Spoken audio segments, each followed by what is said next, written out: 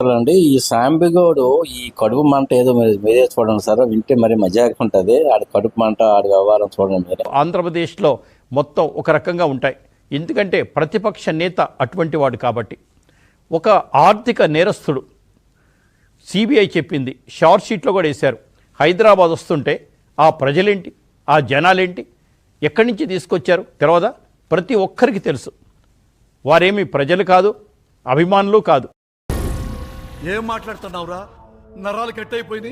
కేవలం కొంతమంది గ్రూపుని వేసుకొని వచ్చి ఎంత అలజడి సృష్టించారో చూశాం కదా.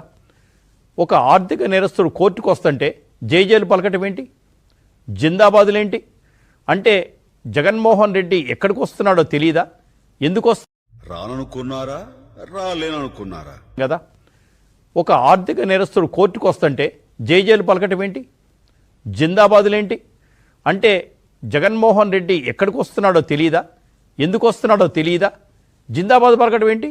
అది బాధపడాల్సిన అంశం కదా, చింతించాల్సిన అంశం కదా. జైలు కొట్టడం ఏంటి?